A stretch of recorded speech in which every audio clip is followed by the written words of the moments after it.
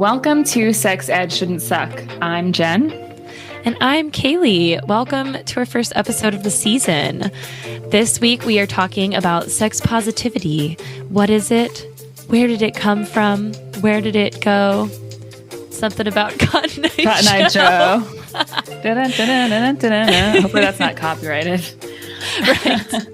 Anyways, there's nothing about Cotton Eye Joe in this episode, so no, but lots of sex positivity. Yes, lots, and yeah, yep. Enjoy.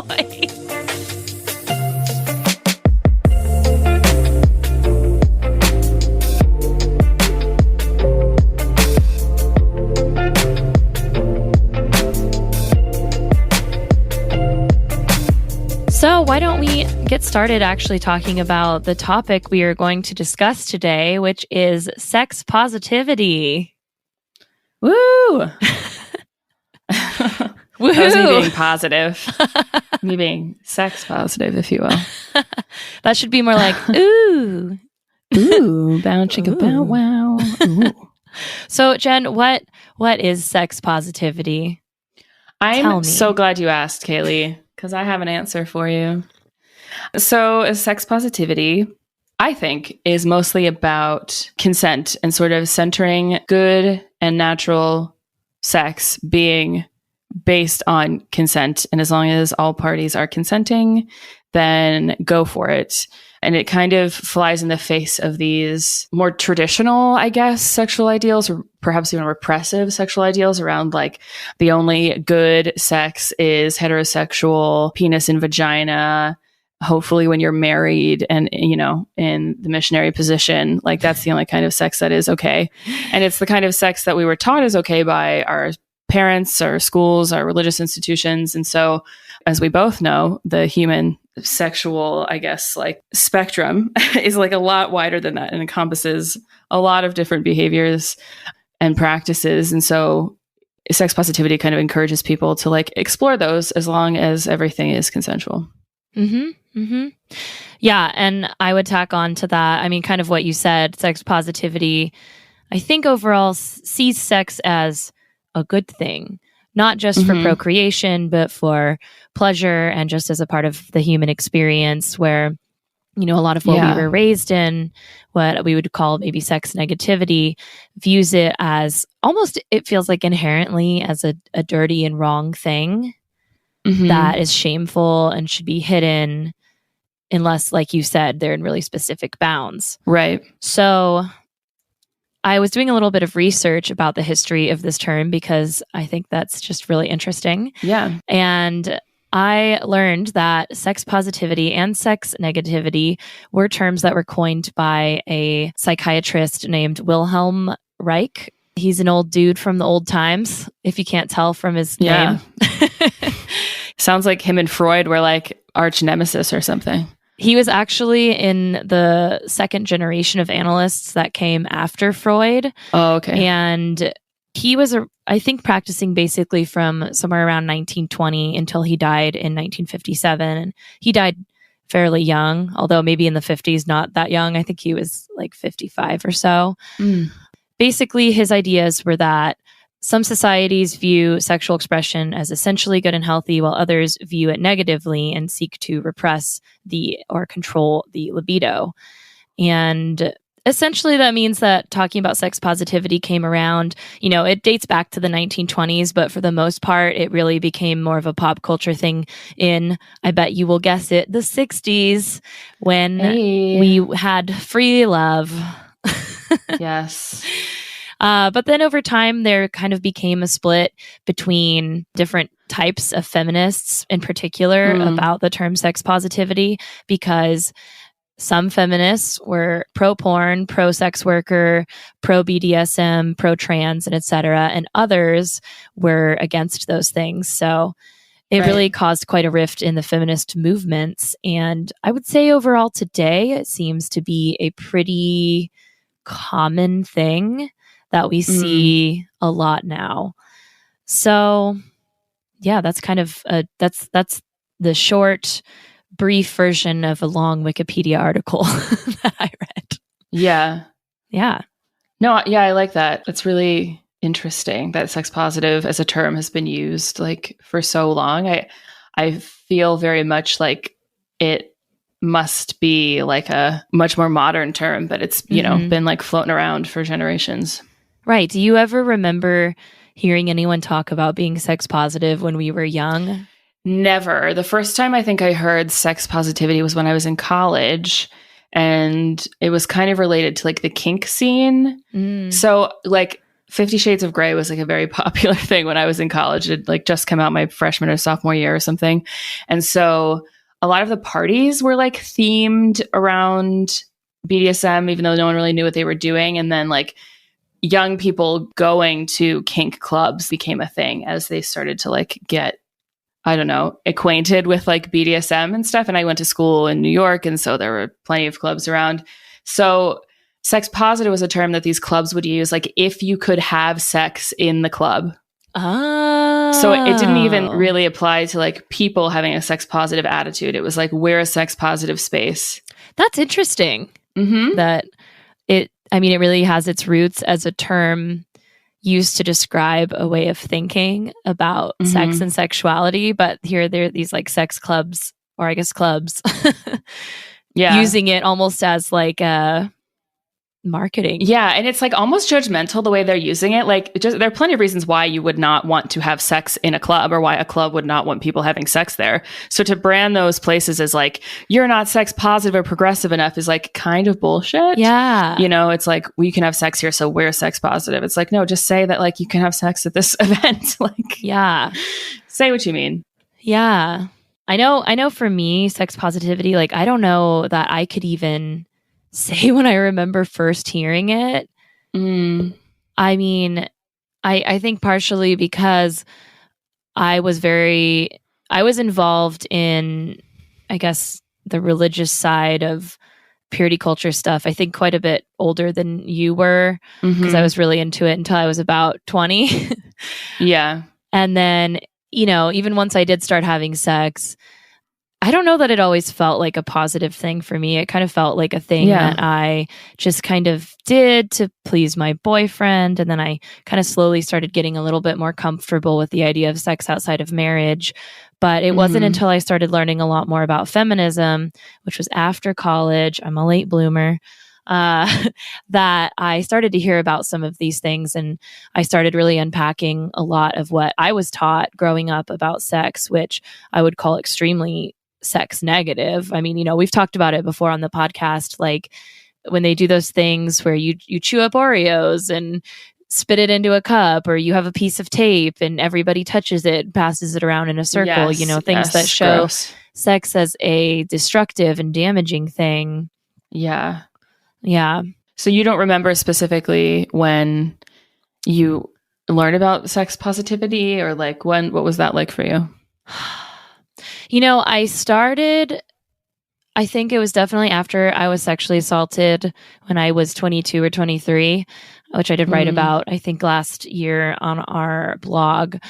But a lot of that for me was learning about consent in general. And I read this book called Yes Means Yes. And it's about the idea of enthusiastic consent. And it's a collection of, I think it's like short stories and essays all about that idea. And I believe that they talked about, it's been quite a few years since I've read it, but I believe what they talked about was, you know, really hyper focusing on, like, that's why you said, like, consent is a key part of this thing that is really important. And like, no sex is bad necessarily, as long as everybody is actually consenting and excited about it. That's a huge part of it. Whereas, you know, I had learned like, oh, queer sex is bad. Sex before marriage is bad. Anal sex with a man is bad. Yeah, anything like not procreative and PIV and straight is bad. Yeah. And sex positivity, on the other hand, to me, I didn't necessarily see it as saying, I mean, a lot of people say this, like, sex is great. You should have it all the time. You should feel no shame. You should do whatever you want. Yeah. But to me, it was more like, it wasn't so much about saying you should go fuck all the time. It was more like, if that's what you want, that's cool. Yeah. If the kind of sex that you want is, cisgender, straight, monogamous, but outside of marriage, that's cool too. If you don't want to have sex, that's cool too. It was more that it just took stigmas off of sex, I think. Yeah, I can see that. I think that when I was getting into it, I went from like being very repressed to like full force, like sexuality all the time. This is mostly in college, and I had to like take a step back and actually be celibate for a while when all of that was happening. Like there are lots of nuances in there that I think I personally missed around sex positivity. Mm-hmm. It can be a confusing message, especially when you are young, because if you're hearing that you should be sex positive, especially if it's such an opposite message of what you were taught, I think that the natural progression of that idea is I should go out and have a lot of casual sex. Sex doesn't matter. It doesn't it's not going to hurt me. It's not complicated. It doesn't have to involve my feelings when like that's not always true. Right. And now time for a quick break. I'm here to tell you that this episode of the Sex Ed Podcast is brought to you by Anchor, the easiest way to make a podcast. First of all, everything you need to make your podcast is included, from recording to editing. Second, Anchor distributes your podcast for you everywhere, including Spotify and Apple Podcasts. So all you need to do is upload it to one place. The very best part, my personal favorite part, is that it's free. And you can also start making money right away with no minimum listenership required. Download the free Anchor app or go to anchor.fm to get started. Now back to the show.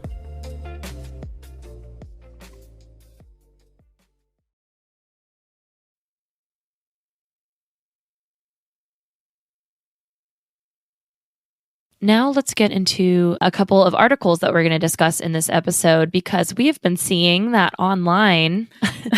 There's been a lot of articles written about how Gen Zers don't like sex positivity. Yeah, they're not sex positive, or they think it's like passé, which was intriguing to me. And then I was also surprised that I found myself like really identifying with a lot of the stuff they were talking about. So yeah, I'm excited to get into this. Yeah, so let's start with the BuzzFeed article, and I will link all of these in the episode notes as well. So this was written in July of 2021, and the title is "These Gen Z Women Think Sex Positivity is Overrated." That's a great title, by the way. I mean, it definitely catches you and you're like, wait, what? Because we kind of tend to think about this, or at least I have, in like very binary terms of like, if you're not sex positive, you're sex negative, which is not true. Like when you've been taught all your life that there's only like a couple ways you can have sex, like opening your mind to like, actually most, if not all sex that is consensual and informed and all of that is good, is like kind of mind blowing. And so when you hear something that doesn't agree with that message that you've like worked really hard to kind of unpack and internalize and get rid of like all the shame and stuff, you're like, wait, I don't want to go back there. Right. But it's interesting what they get into, because a lot of them had a similar experience to me, where they like were ready to like explore their sexuality, and they went and started to hook up with people and had like really bad experiences. Yeah, that's actually the beginning of the article. They interview this person who's 23 named Katie, who says that as she started experimenting with her sexuality, people had sex with her when she was blackout drunk. She was in an unknown place that felt scary to her. She'd been raped. She had things happen to her without her consent. And she was essentially saying that she felt like a lot of these things happened to her because she was raised in a culture that was sex positive. And the way it sounds like she internalized that message was that she shouldn't be a prude, and she should just have a ton of sex and not care about the consequences or think anything through or whatever. But it seems to be that a lot of people who are not necessarily feeling great about sex positivity feel as though it didn't really prepare them for the realities of having sex and having a sex life. Yeah, no, there was like no nuance in it, right? Like, I think there are a couple of things going on here. The first thing I picked up on was it seemed to be commodified in a way that like feminism had been commodified and those things were inextricably linked. Like the newest wave of feminism, there's a part of it that is like very capitalist, right? Where brands are like, buy this lipstick, like it will make you feel better about how you look and feel better about yourself. And like, you know, this is all like, that's what it's all about. Like, girl boss it up, buy this lipstick. And like, now you can afford to buy all these bags because you have this like high paying, amazing job. And like, they're trying to sell you things and say that because it makes you feel good or look good or feel better about yourself or whatever, that is feminism, right? And it sort of divorces feminism from like its very, very political roots. And I think that there's something similar going on with sex positivity, right? Where it's like sex obviously sells. It's been used to sell everything since the beginning of time, since selling was a thing. So there's this idea that like it makes you feel good. And like for so long, women were denied like, you know, a full sex life, which is true. But like the natural outcome of that doesn't have to be like, then have all the sex you want and don't give a fuck, like fuck like a man or whatever it is, because that also sucks. That also can like wind up harming you, I should say. Like there's something between like only have heterosexual PIV sex and like have whatever the fuck sex you want. And I don't think that sex positivity in its current form like explores all those nuances very well. Right. And I don't think that's to say that having all the sex that you want is a bad thing. Yeah. I think it's more that it feels as though sex positivity is, well, I'll say the article called it repackaging of the patriarchy. So it's this idea that maybe men or people with power or whatever have commandeered this movement in order to make women easier or more slutty. That was almost the thing I got out of it. It seems like you're saying. There's this great quote, I think that's from the article, and I'll read it. It says, quote, "Some people, men more, think that sex positivity means indulging every casual thought without care and will make you complicit in their objectification as a way to be, quote, open-minded and sex-forward," unquote. Yeah. So yeah, it kind of makes you feel not only that like you should be having sex and doing what feels good, but that if you don't do those things, then you are like a prude and not sex positive. Yeah, exactly. And in that way, that's like extended objectification, like you acting out someone else's fantasy of you, because like now it's more permissible to be sexual. Right. And I think that's a really important thing that maybe gets glossed over a lot when talking about sex positivity, because I know for me, I've tried having a lot of casual sex. It just does not always go well, and it often does not make me feel good, whether that's because I have a tough time being honest about what I want or need, or you know, the other person is maybe using me or not listening to me. But that's just a reality, I think, of having sex. And that's a part of it that, like, you know, we want to enable people to have as much wonderful sex that they'd like, but we also have to help people understand that it's more nuanced than that. It's not just like go shove whatever anywhere. Like it does involve communication and emotion, knowing yourself, and and safety. For sure. And getting clear on that. Yeah, absolutely. And I think something else that the article talked about was the idea of consent and how that is also nuanced. Like, I want to be very clear that I'm not saying like go have non-consensual encounters. I'm not saying that. Only have consensual encounters. But like, I think that there have been a lot of occurrences, I guess, over the past several years, especially with Me Too, where we see like coerced consent or like gray area consent, where someone consented to one thing and then things escalated to another that they didn't necessarily consent to, and they weren't really sure how to get out of it or communicate clearly about, you know, I want this thing but not this thing. And I mean, I've had experiences like that as well, where I've consented to one thing and then another thing happens and I'm like, wait, was that non-consensual? It's kind of this weird, again, it's more nuanced than that. Like, you know, it's not like yes, and then everything that we do going forward is consensual. You know, you have to check in with your partner. You have to like be clear about what you want and what you don't want. And some of those things are like gray. And when you're with a casual partner who maybe you're just hooking up with for the night, like you don't have a chance to communicate with them like, hey, that doesn't feel right, or what we did the other night wasn't great, or to sort of process your feelings and emotions with the person that it happened with, if it's like a very casual encounter. Yeah. So I think there's the stuff that needs to be worked out about that as well. Right. And the idea that like all consensual sex is great and good, because maybe not all of it is. Right. And that whole idea of also using the idea that you want to be sex positive as a way to coerce consent out of someone too. A lot of the critiques that I've seen are saying that sex positivity seems like a really reactionary movement. Yeah. It was almost born out of a reaction to how sex negative things were. Yeah. And I can't disagree with that, but I don't think that the solution is to throw that out. Mm-hmm. I don't think that sex inherently in and of itself is a bad thing. I think when things get bad, it typically has to do with people that don't care about consent. Like it kind of boils down to that. And like you can also, and I'm not talking about people that say they care about consent. I'm talking about what Jen was talking about earlier.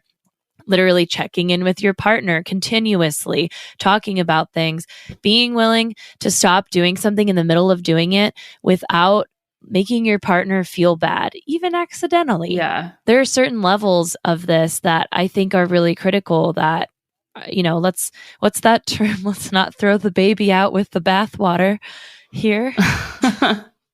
Yeah. And it's interesting you say that, because I think this article, in the end, all of the people interviewed, even though they had acknowledged that they felt sex positivity had harmed them in some ways, all still identified as sex positive, or most of them still identified as sex positive. And they said the same thing we are. It needs to be done in a very careful, like specific way. And they also noted that like their world, their media, their whatever is like way more sex positive and showing different aspects of sexuality than I think ours was. That's an understatement. Like so much of the media and the stuff they consume on the internet is made by people of different genders and sexualities, about different genders and sexualities, different sexual experiences and all that. They just have so much more access to all of that, and like are able to learn about sex positivity and consent and all of that in ways that we weren't able to. And so they kind of feel like being sex positive is like, well, we're surrounded by sex all the time. So how do we do that in a way that like works for us and, acknowledges that like, yes, all these different sexualities, genders, etc., are like valid and good, but that we don't have to be like inundated with it all the fucking time either. Right. Which I think is really interesting, because part of me is like, yeah, but you guys don't understand how much work we had to do to make it that way. Like we grew up in a landscape that was like barren and devoid of all this stuff. And we created a lot of the Tumblrs and the blogs and the shows and the whatever else you're consuming now, because we did not have that. So like part of me is like, shut up and eat your vegetables. And the other part is like, wow, yeah, I guess we never really thought about like what it would be like when the world was like really, really inundated with this stuff. Yeah. And this kind of brings us to the second article we're going to talk about. And this one is a New York Times article, opinion piece by Michelle Goldberg that came out in September of 2021 called Why Sex Positive Feminism is Falling Out of Fashion. And it really does go into what Jen was just saying, that a lot of these younger people are really surrounded by sex. They're really getting a lot of messages about gender and sexuality, things that we did not have. And I'm actually just going to read a quote from this because I thought this was really interesting. Yeah. Liberal feminism is telling young girls that hookup culture is liberating, conditioning them to think that if you don't have extreme kinks at a young age, then they're boring and vanilla, and encouraging them to get into sex work the minute they turn 18. Yeah. And I do think that's kind of an interesting point here, because we do want to feel like sex worker positive, and anybody who wants to be a sex worker should totally feel comfortable and validated with that choice. They shouldn't be penalized for working in that field. Yeah. I think that should all be said. But at the same time, it feels a little shady to hear that whatever liberal feminism is, whether that's maybe the patriarchy or marketing companies, is trying to push women into this. Yeah. It's another side of the coin that I think should be talked about. Absolutely. Absolutely. I've heard someone describe this as being groomed by the internet, which is very interesting to me, right? Just being like inundated, like you said, with all these images of different genders and sexualities, but also of like specific sex acts, like so much fucking porn, and knowing about the intimate sex lives of your friends and like them sharing that on the internet and thinking that's cool and safe to do, which is neither here nor there, I guess. Like they should feel safe doing that, but also like some of these people are like young underage kids as well. So it's like, how do we handle that? And then you sort of like, when you're like surrounded by it all the time, like it's hard to sometimes see the negatives to it as well, because I mean, every job has its negatives, right? Including sex work. Including hand jobs. Including, sorry. When you're inundated with messages of how like valid and good and great any sort of consenting sex act is, it's hard to like, again, see the nuance in some of this stuff. Right. And it could also, I could see a way that if you're told that everything should be positive and then you try having anal sex and you don't like it, you're like, am I a bad person for not liking this? Yeah. Yeah. And I think this is kind of the culmination of that New York Times article, is that it sounds like sex positive feminism is almost doing the same amount of damage now as a lot of the sex negative lessons that we had were giving. Like it's almost kind of pushing the same things. And I don't want to say that that's actually is what's happening. My theory is that, I don't know if we want to call it capitalism, the patriarchy, men, whatever, something has co-opted this idea and it's really pushing the have a lot of sex thing. Yeah. But it's not including the really intense discussions and learning and time that it takes to fully understand how to be sex positive in a way that's emotionally safe and physically safe and puts consent forefront. Right. Exactly. I noticed that too. There was like a through line in these articles that I don't know if it's that they only could find women or only attempted to find women, or at least people who have traditionally female names in their articles, but every person who had a negative experience with sex positivity or even had thoughts on sex positivity were women. Mm-hmm. And it seemed to be that they had experienced the negatives, including sexual assault and outright rape, by men. Yeah. And so while I'm loath to turn this into like a man-hating situation, like we can't deny that most of the people who perpetuate violence and sexual violence are men, and most of the people who are victims of that sexual violence are women. And the demographics of that get a little wonky, or a little different, I should say, as we get into like queer identities and all of that. But generally speaking, the people who are victims of sexual violence are women, and the people who perpetrate it are men. And so, yeah, it does feel like women and feminists have done like a ton of work in educating women and trying to educate all people and getting them to understand about consent and about what pleasure and mm-hmm. like how to seek out these relationships and have them be fulfilling. And yet we're still in this same situation where it doesn't feel like men have done the same work as a whole, as a group, the way that women have, to like understand their own wants and needs beyond like must have sex, must put penis in vagina, and, you know, are continuing to cause harm and perpetuate sexual violence.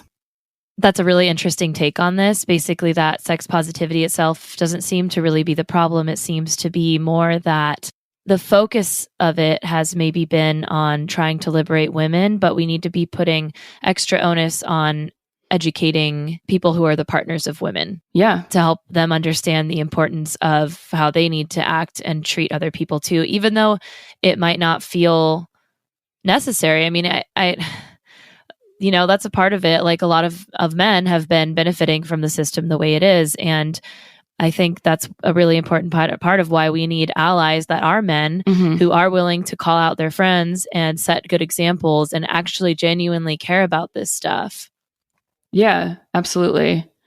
And in some ways, I think that sex positivity, in a way of like understanding your partner and whatnot, would be liberating for them too. Like that's the thing. Like it can't also feel good for men to to just like have indiscriminate sex with people all the time and feel like that is what the world expects of them and wants from them, or to treat people like garbage just so they can have sex with them too. Like, you don't have to do that. Like, obviously there are a bunch of women out there who are sex positive who would have sex with you, and you could all feel good about it if you just treated them like a fucking human being, you know, like that seems like a prison as well. Yeah. And so I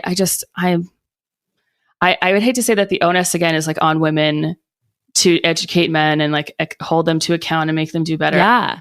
It's one of those things that it's really frustrating, and there's not a clear-cut solution to it. And I think that the important thing here is to be talking about these things, talking about sex positivity, and even talking about the damage that it has done, and talking about ways that it is being usurped from its actual purpose.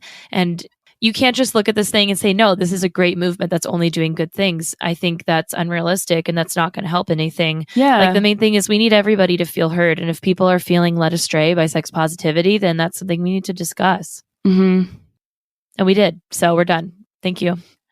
Goodbye. Maybe we've done our jobs as millennials, right? Like, maybe we made sex positivity into what it is in the mainstream, people understanding about it. And now it's outlived its usefulness, and something new will be born, will rise out of the ashes like a phoenix. I don't know. But I'm open to that possibility. I hope that, you know, the youngins out there, the Gen Zers can rally around this concept, not abandon it entirely, and create something better and more useful. We pass the torch to you. If you guys have any thoughts on this, we would love to hear them. We tweet now. We're tweeters. We're on Twitter. We're on Twitter. You can find us at Sex Ed Shouldn't Suck on Twitter and on Instagram. Please send us your thoughts. You can DM us, and you can email us at hello@sexedshouldn'tsuck.com. We have a new email. Say hello to us there. Say hello. Send us, tell us what you think about sex positivity. Do you love it? Yeah. Do you hate it? Is it cheugy? You can also just literally say hello. We'll probably say hello back. Probably. Ideally. We might ignore you. It depends on how full the inbox is that week. If you do also have an extra $1 or $2 every month that you just like feel like you want to part with, you want to give away for some reason, you could light it on fire or throw it away, but you could also give it to us. Yeah, we like dollars. We fucking love dollars. Yeah. You could subscribe to our Patreon. Check out our Patreon. There's all kinds of cool stuff that you can get by becoming a patron, so please check that out. You can find it under Sex Ed Shouldn't Suck. You can also find it through our website, which is also sexedshouldn'tsuck.com, if you can believe it. And guess what else, Kaylee? We also have a newsletter. What? I've never heard of this. Well, that's kind of crazy because you write most of it. So I black out for that. But it is the best way to stay up to date on everything that's happening with us and the podcast, as well as like what's going on in the world with sex education. So you can sign up for that on our website as well. What is the website again, Kaylee? It is sexedshouldn'tsuck.com. Remember, there's no apostrophe in that because you can't have apostrophes in URLs. No apostrophes on the internet at all. And speaking of our website, you can also go there to go check out our podcast store and buy yourself some merch. We have stickers and shirts and all kinds of stuff. So please go peep that if you're looking for ways to support the podcast. Finally, thank you to Kent for mastering our sound. We appreciate it. We know you've been busy on tour, but we're glad you're back and you're helping us not sound dumb. Awful. Yeah. Just bad. Yeah.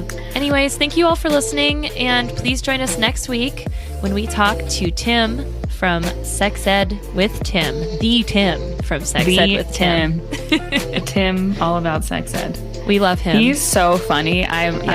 This next episode is probably one of my favorites, so yeah, please tune in. Oh, Jinx, you owe me a soda. You owe me a soda. I said it first, so. No, I feel like we said... Please email us at hello@sex@shouldn'tsuck.com and let us know who owes who a soda. Won that. Kent, if you don't like remix that so that mine comes first, you're fired.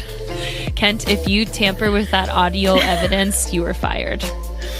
Anyways, love you guys. Thanks. Thanks. Bye.